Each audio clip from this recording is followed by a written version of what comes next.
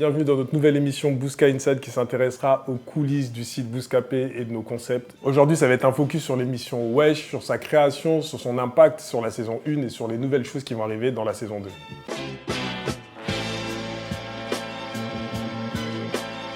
Nous, on faisait beaucoup de découvertes de nouveaux talents. Et là, en fait, ce qu'il y a, c'est qu'on avait un peu perdu ce truc-là. Et du coup, on a pensé à faire les Wesh. Ça nous permettait au moins de toucher toute cette nouvelle génération de rappeurs qui est en train de monter, quoi. En fait, quand on a créé le Wesh, on avait vraiment le brief de départ, c'était de mettre en avant les nouveaux artistes. Il fallait trouver un format qui soit adapté aux jeunes artistes. Donc on a cherché un format qui soit à la fois viral, dynamique et qui soit régulier. Les gars, est-ce que vous avez un dernier mot à rajouter? À la base, le concept était présenté directement dans les locaux de Bouscapé. En fait, c'était Colombien qui interprétait différents personnages. C'est des morceaux remplis d'assonances. D'ailleurs, si vous n'avez pas compris assonance, je vous laisse tout de suite avec Monsieur Stanislas et on se retrouve juste après.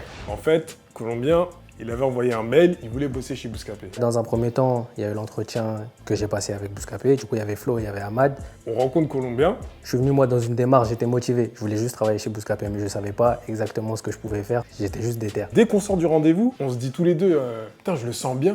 On ne savait pas quoi lui faire faire. Au moment où je suis venu, il n'y avait pas cette idée du Wesh encore. Dans un second temps, du coup, je suis revenu. Il y a Flo qui m'a exposé l'idée du Wesh. Ça m'allait parfaitement, tu vois, de cette idée d'aller découvrir des nouveaux artistes. On l'a testé directement là-dessus. Ça a bien fonctionné. À ce moment-là, on a montré le premier pilote en fait à Salsa Bean Record. Salut tout le monde, on se retrouve aujourd'hui pour le premier épisode de Wesh 5 points pour vous présenter un artiste qui commence à faire énormément de bruit et sur lequel il faudra miser dans les mois, voire dans les prochaines années. Donc j'ai kiffé de ouf, mais dans un deuxième temps, je l'ai regardé une deuxième fois et je me suis dit mais pourquoi pas directement aller dans le quartier? Ça collait encore plus parce que moi, je voulais faire ce qui me ressemblait vraiment, quoi. Au moment de lancer la saison 1, on s'est rapproché de Foot Corner pour un partenariat sur 10 épisodes. Donc ça s'est super bien passé, on les remercie pour cette collaboration. Il y a un petit aspect technique quand on choisit l'endroit où on veut tourner, mais on essaie toujours d'orienter la caméra pour anticiper l'envol du drone en reculant, vraiment avoir un point de vue sur le quartier du rappeur. Mohamed Vincent Rapport. Pourquoi vous êtes venu jusqu'ici? C'est ton avion. C'est vrai, il les court. Ils sont comme des ouf. La petite seconde derrière, elle est débordée. Dès le départ, en fait, le Wesh, il s'est très rapidement imposé comme un concept fort. J'ai eu très rapidement des appels des maisons de disques, soit qui me demandaient de les mettre en relation avec les artistes qu'on avait mis dans le Wesh, ou alors soit les maisons de disques, elles m'appellent parce qu'elles viennent de signer un artiste et qu'elles aimeraient qu'il passe dans le Wesh pour s'en servir comme d'un accélérateur. Moi là, je vous suis les gars. Pour de vrai, je vous suis.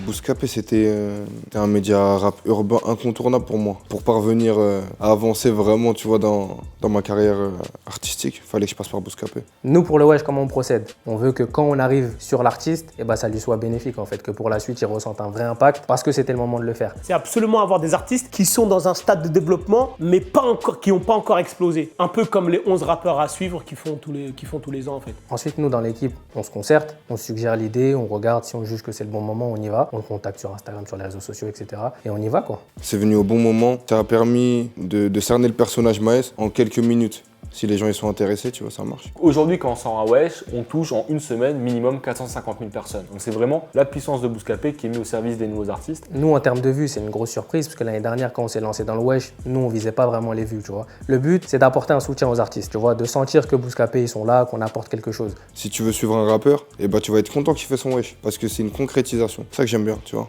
Il n'y a pas de truc fermé. Vraiment, le point final qui montre l'impact de la saison 1, c'est simplement le casting. Ce que sont devenus aujourd'hui les artistes de la saison 1, c'est magnifique. Maintenant, dans la saison 1, on a eu des artistes qui aujourd'hui, tu vois, ils ont pété. Je pense à RK, par exemple, qui fait 20 000 en première semaine. Je pense à Koba, qui fait 18 000 en première semaine. Quand on est parti les faire, tu vois, on ne savait pas qu'un an après, ça ferait des scores comme ça. Et lorsqu'on est soit dans les 11 rappeurs à suivre, soit dans le Wesh, il se passe quelque chose, que ce soit dans la signaux envoyée aux maisons de disques et même dans la prise de confiance de l'artiste et de l'entourage de l'artiste, c'est super important. Pour l'instant, nous, sur la saison 1, c'est une réussite et j'espère que sur la saison 2, l'année prochaine, on pourra faire le même bilan, en vrai. On a retrouvé notre place de découvreur de talent et là, aujourd'hui, c'est clairement, si jamais tu fais un nouvel artiste, il est obligé de passer par le Wesh. C'est devenu le programme numéro 1 pour les artistes en devenir. Au niveau des personnages, comme je vous le disais précédemment, Lim, c'est celui qui paraît le... Ah ouais. Là, sa télé, elle va plus marcher, là. Il est fou. Il y a eu quelques petites galères. La plus mémorable, c'était avec RK. Il pleuvait, il faisait froid, il y avait du vent. Les halls étaient trop petits. On n'a pas pu tourner à l'intérieur, donc extérieur. 1h30 avec le parapluie. C'était assez galère, assez long pour moi. Ah, de fou, là. à Kofs. C'était la première fois que j'allais à Marseille. Et quand on est arrivé là-bas, Kofs était encore en train de se faire coiffer. Vincent a pris l'initiative d'aller directement faire quelques repérages et filmer des mecs qui étaient en train de taffer. Ils l'ont tous pris pour un keuf. C'était à Marseille, Herbel avec Kofs. Et là, à un moment donné, il y a eu un rat sorti des enfers. On a ici un rappeur dans le style.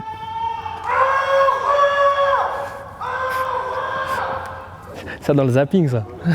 Obligé. Quand on est arrivé sur le tournage du Wesh La Squale, pendant qu'on préparait la scène de tournage, en fait, il m'a dit regarde, moi j'ai le freestyle qui sort dimanche. Il a mis une instru et il m'a rappé le truc en fait. Et lui, il a rappé, ça se voyait, il avait la dalle, tu vois. Et à ce moment, je me suis dit, lui, il en veut trop, tu vois, il peut pas se louper. Ça m'a marqué. Je pèterai la clique quand Toto sera sorti, gros. Ah, ça. Pas la refaire parce qu'il y a une voiture derrière. Donc là, c'est la reprise du Wesh. Donc on veut rester dans cette continuité en essayant de passer un peu un step au concept. On va garder le fond, mais on va changer la forme. On va essayer de faire plus de scènes de vie, un côté moins statique et essayer de faire en sorte d'avoir ce côté plus reportage. Maintenant, cette année, on est plus dans une démarche où on va essayer d'alterner en fait. On va prendre des buzz un peu plus avancés avec des artistes un peu plus émergents, que ça se différencie. Et on essaiera aussi cette année d'aller chercher encore plus loin. Parce qu'on sait qu'il y a des talents dans toute la France, tu vois. Le plus important pour nous, c'est que l'artiste il ressente qu'il y a du soutien de Bouscapé, qu'il y a un suivi derrière quand il va sortir un projet. On veut vraiment hisser la marque Wesh. On veut la hisser le plus haut possible. On va sortir l'émission du web avec quelques trucs. On peut pas trop s'avancer au cas où ça se fasse pas dans les temps, mais on a quelques trucs sympas à faire. Maintenant, cette année, on va essayer d'avoir des artistes un peu de la hype, des artistes un peu parisiens, histoire de présenter d'autres artistes qui pourraient toucher aussi notre public et que notre public ne connaît pas forcément actuellement, tu vois. Si on peut avoir des meufs dans la saison 2, ça serait très bien. Et en vrai, s'il y a une meuf qui rappe, qui est déter, et bah vas-y. Hein.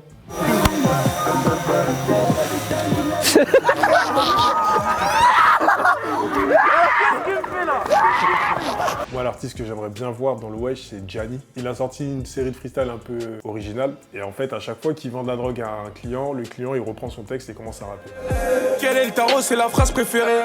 Et j'ai encore des frères déférés. Moi, l'artiste que j'attends le plus, ça va être Samblaz. Je trouve que c'est un artiste qui a du talent, qui a un gros charisme. Je pense qu'on arrivera à mettre en avant dans l'émission. Et puis Marseille, c'était cool, donc si on peut y retourner. Hey, non, sur les bases qu'on nous a instruits. J'ai vu l'oracle, il a prédit le pire. Il y a un artiste que je kiffe particulièrement en ce moment, c'est Dahuzi. Je l'ai vu sur un freestyle couvre-feu et sur le titre avec Nino. Et je pense qu'il va falloir compter sur lui. Donc j'aimerais bien le voir dans Wesh.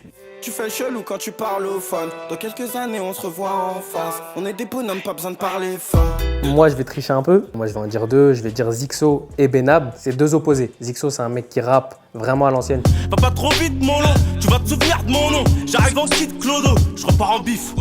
Et Benab, c'est vraiment plus dans la chanson, tu vois. Il chante et je pense qu'il a un vrai gros petentiel. Je fais pas dans l'adminique, mais ce monde m'inquiète. J'ai pas vu Dahuzi. Après, moi, tu connais, je suis très sevrané. J'aimerais bien voir Chacha, petite Damasté. Moins d'amis que d'ennemis. Dans ce bas monde, ils sont sans chépi. On leur fait du sale, ils l'ont ressenti. Maintenant que ça porte sur moi, rien que sa polémique. Si on pouvait avoir Loud, le rappeur québécois, en plus si on peut le faire au Québec, trop bien. Mon boy est déjà rendu beaucoup trop loin, crois-moi, y a plus rien qu'on peut faire pour lui. Voilà. Conclusion. Bon la mif, on se retrouve dimanche prochain pour le premier épisode du Wesh de la saison 2. C'est un mec que vous avez demandé toute la saison 1. On a réussi à le faire. C'est le Wesh Zola. Dimanche prochain, 14h.